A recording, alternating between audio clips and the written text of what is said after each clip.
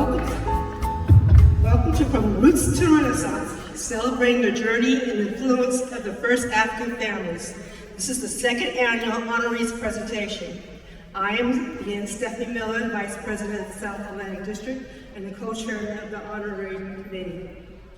I was going to also talk about my partner, Chris, who's getting married tomorrow, but he's mentioned that, so that's fine. The Society of the First African Families of English America annually recognizes heroes and legends whose significant contributors have shaped history, culture, and our lifestyles, yet whose personal narratives have frequently been neglected, disregarded, and inaccurately portrayed. Our recognition extends to both living and deceased individuals who fulfill the membership criteria and whose exceptional and committed public service aligns with society's stringent standards, objectives, and ideals. Becoming a new member or honoree of the Society of the First African Families of English America signifies that being recognized as part of this distinguished group that values the historical and cultural contributions of Africans and Afro-Asian indigenous ancestors. It means being acknowledged for aligning with society's mission to honor, preserve, and promote the legacy of the first African families who shaped the foundation of the English America. This affiliation not only connects individuals to a vital piece of American history, but also involves them in ongoing work of educational outreach, cultural preservation, and community engagement that the society champions. As a new member or honoree, one commits to upholding the values and continuing the narrative of resilience and influence that these early families present. Our voices are changing the narrative. We are the Renaissance, the rebirth, flourishing, the history of the first African families of English America. We are the indigenous and the patriots of the United States. The African families that resided on this land that is now called the United States, they were patriots. Even if they were not actual soldiers, they worked in the fields that supplied the food and the goods. They worked in the steel ores that made the cannonballs, the pots, the utensils. They provided bread. George Washington needed all of us to win this war. So now is our time to introduce the 2024 honorees.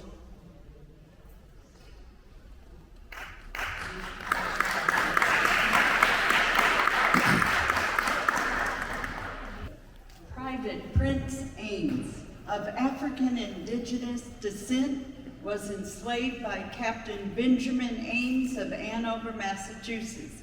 He enlisted as a soldier in the American Revolution as a substitute for his enslaver and served as a forgotten patriot for nearly 70 months, from 1777 to 1783. He and his wife raised 10 children, including daughters. Eunice Ames Davis, a founding member of the Boston Female Anti-Slavery Society, and upon her death was noted as the oldest living female abolitionist in the nation and was a real daughter of the Daughters of the American Revolution. Her sister, Lavinia Ames Hilton, was also active in Massachusetts Anti-Slavery Society. Her son is considered one of the first American men of African ancestry to join the Sons of the American Revolution. Rhonda Brace. I'm sorry? Was it extended? Lena Calloway, is she present? Where's she at?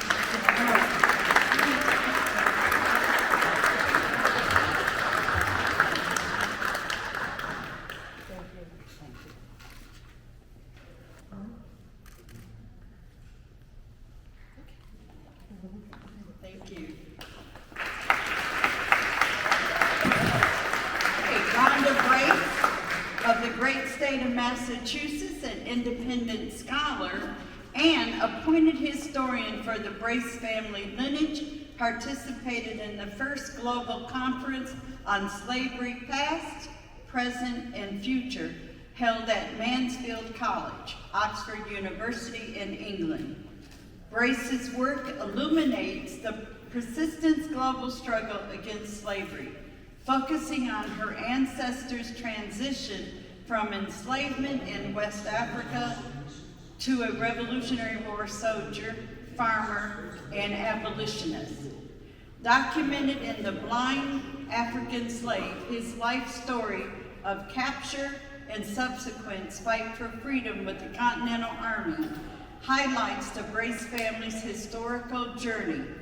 She descends from Revolutionary War forgotten patriot Jeffrey Brace, Private, Connecticut Continental Regiment. Rhonda?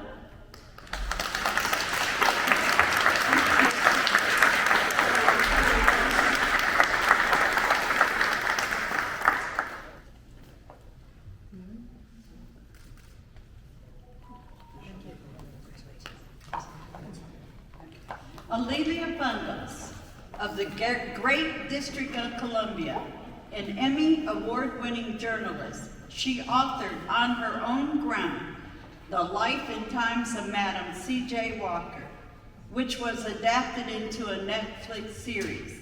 She is the founder of Madam Walker Family Archives, a former ABC News producer and executive, and the National Archives Foundation Chair Emeritus. She descends from Revolutionary War forgotten patriot Ishmael Roberts, Private, North Carolina Continental Regiment. Ms. Bundos.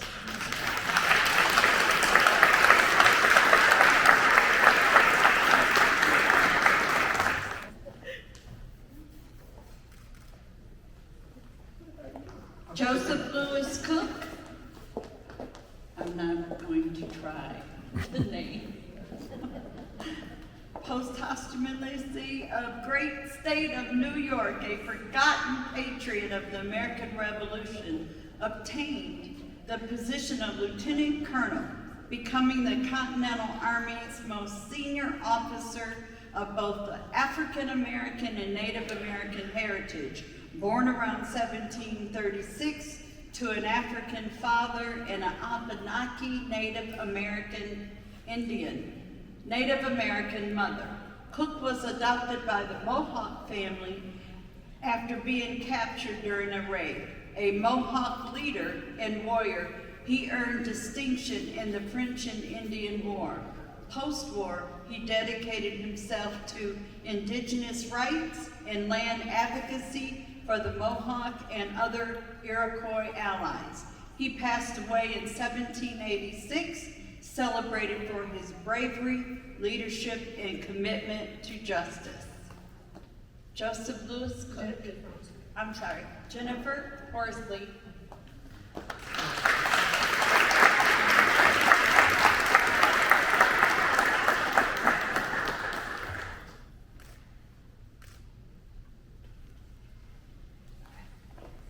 Dr. Shirley Green of the great state of Ohio.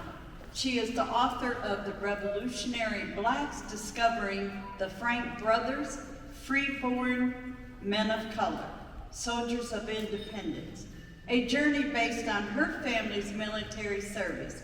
She was able to put together the pieces of a family puzzle through archival research, interviews, and DNA evidence.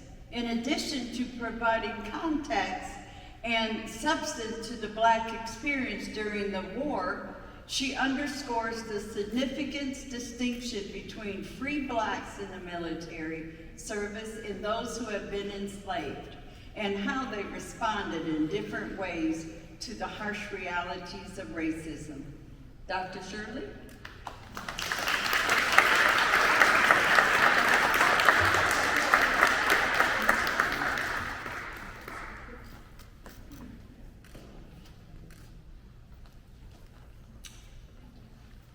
Dennis Lloyd of the great state of Georgia, founder of the Slave Legacy History Coalition to honor the history of enslaved individuals, highlighting his commitment to social justice.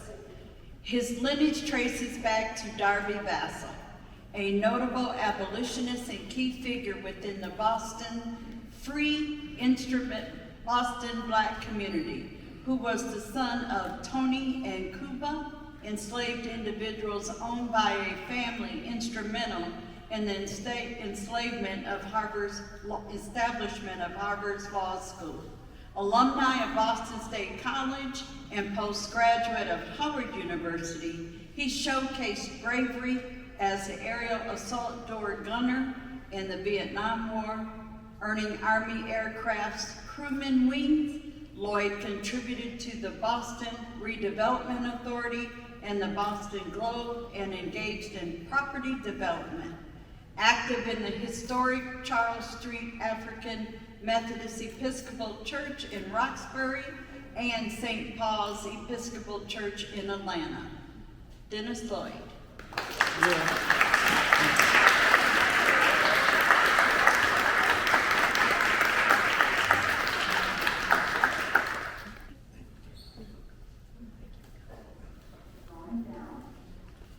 Paul Robertson, posthumously of the great state of Pennsylvania, known for his achievements in music as a bass baritone singer, performances of spirituals and folk songs, as well as his work in theater and film, alongside the career in professional football and his active role in political advocacy.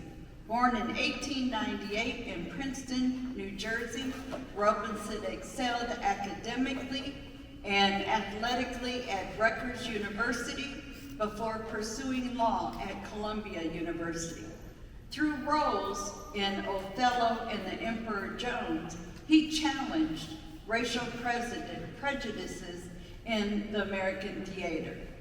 Robeson also became a prominent civil rights and social justice advocate, fighting against racial discrimination, colonialism, and for the workers' rights and global peace.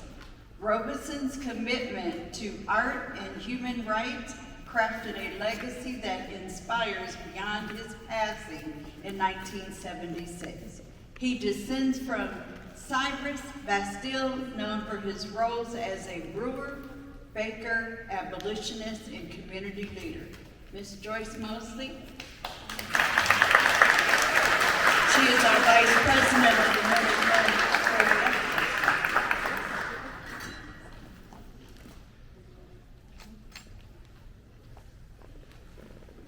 Peter Salem, posthumously of the great state of Massachusetts, a forgotten patriot of the American Revolution, born into slavery around 1750 in Framingham, Massachusetts. After being freed by Major Lawson Buckminster, he joined the Continental Army, playing a crucial role in battles like Bunker Hill, reputedly killing British Major John Pitcairn. He fought alongside others, Black Minutemen, in significant engagements such as Saratoga and Stony Point. Salem passed away in 1816, initially buried in the pauper's grave. In 1882, Framingham, Massachusetts, commemorated his legacy with a monument acknowledging his and other African Americans' pivotal roles in the founding of the nation. And this is for Douglas Cornwall. Mr. Henry.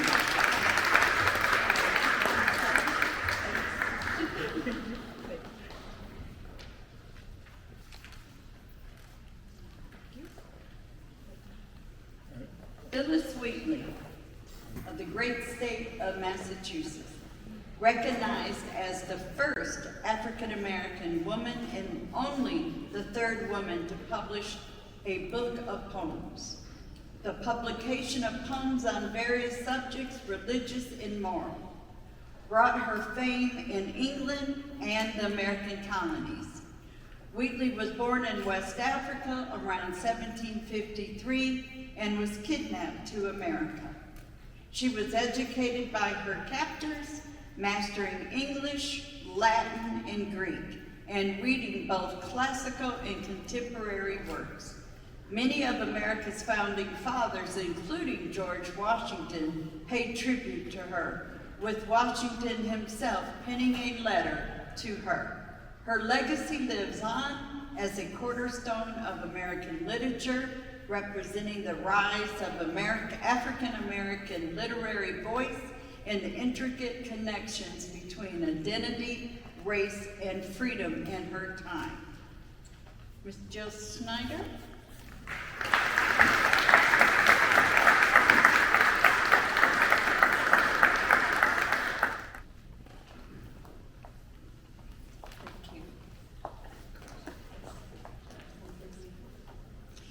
For 2023 winner, we had Mohumalan Kwander of the Great District of Columbia, founder and president of the Kwander Family Foundation, as an author and for his research of the Kwander family over a 300-year history in the states of Maryland and in Virginia, and the family's history in voluntary servitude to the President George Washington at his Mount Vernon plantation, a multiple descent from enslaved families at General George Washington's Mount Vernon plantation.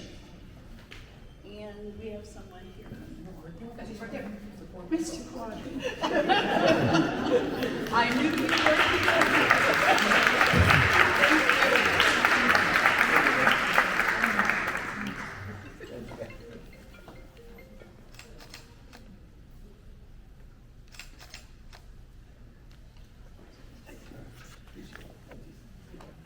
You know, we have a phenomenal group of honorees, and I really want to punctuate a little bit about each and every one of them. If you notice that they were able to document their ancestry to the late 1600s and the early 1700s.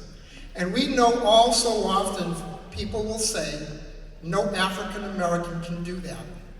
And these men and women are a testament to that. And those who are living and those who are no longer with us, it is our objective to make sure that every man, woman, and child from the 1600s to the 1700s are documented and honored. So I want to have one more round of applause for our honorees.